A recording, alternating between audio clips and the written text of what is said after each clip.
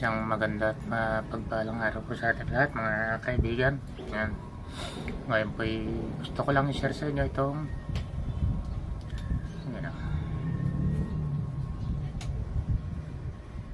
piso ng year 1972. At saka yung 2 year po kasi ginawa nito. Yan o. 1972 at 1974. Yan, 2 year po. Pero may naglabasa na 1971. Yan. At yun daw po ay mahal. Kaya marami pong naghahanap, gustong makabili ng year 1971. Yun, nakakalungkot po na pangyayari dahil kahit nga po dito sa gartong common coins na ito ito po kasi common coins, kung ang price nito ang pag-uusapan 1972, 1974, di naman po ganun kalakihan ng nito hindi ganun kamahal. Meron yung iba nag-uusap, lalo na kung maramihan, per kilo. Kaya pag per piraso naman minsan 3 to 5 pesos lang po ang isang piraso nito. Hindi po ito maabot ng napakalaking halaga. Pero minsan may makikita ko sa group chat, sa mga grupo, na libo ang halaga. Meron ang price nila 1,500. Kung ano-anong price yung nilalabas nila dito. Pero hindi po totoo yun. Kung halimbawa meron po kayong hawak na ganito, tapos may mag-alok sa inyo, ay bayaran ko na yan 1,000 isa, ibigay mo na, jackpot ka na dun.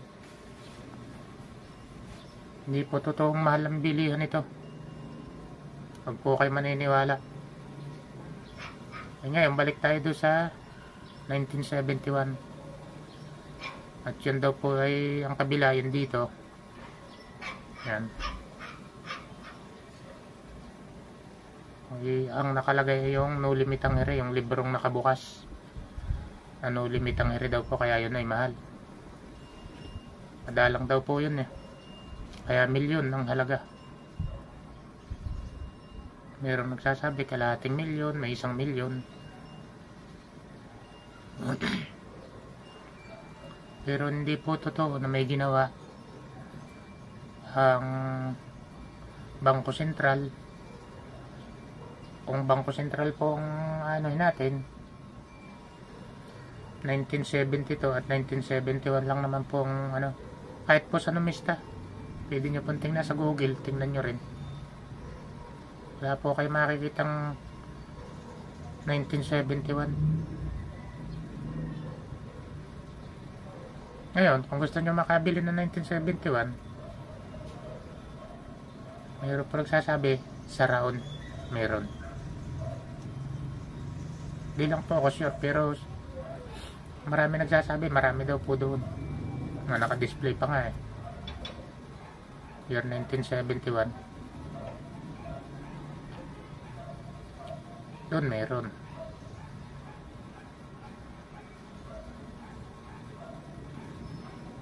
Pero kung pupunta ka sa Numista tsaka sa ng Bangko Sentral, wala po kayong na 1971. Ingat po kayo, marami na po naloko dyan sa 1971 na yan.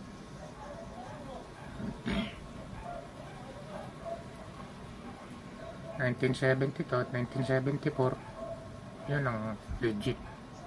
Kaya lang, mababa lang. Hindi siya malaki. Kumbaga, hindi siya mataas yung price.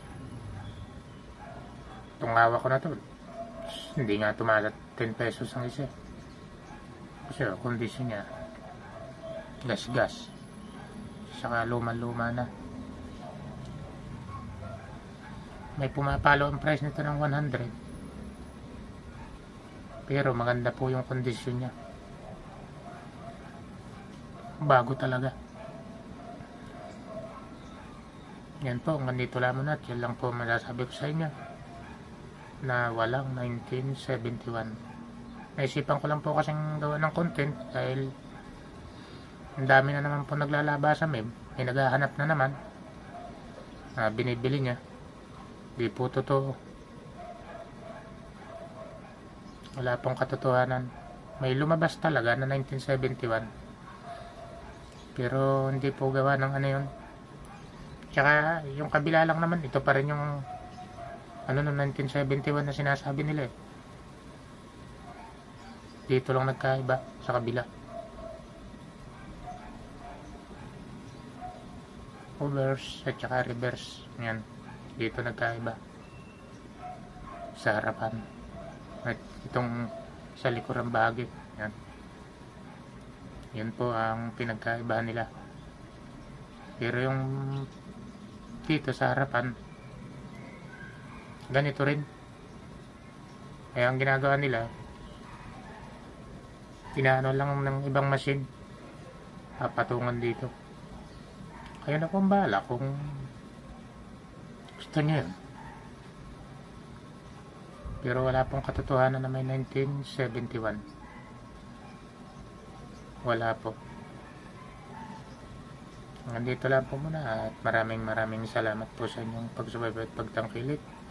Shoutout po sa ating mga silent viewer, sa ating mga subscriber. Maraming salamat po sa inyo lahat. Sana paki-like and share din po. At huwag nyo rin po sanang skip yung ads. Malaking tulong na po sa aming mga content creator yun. Maraming salamat po sa inyong lahat.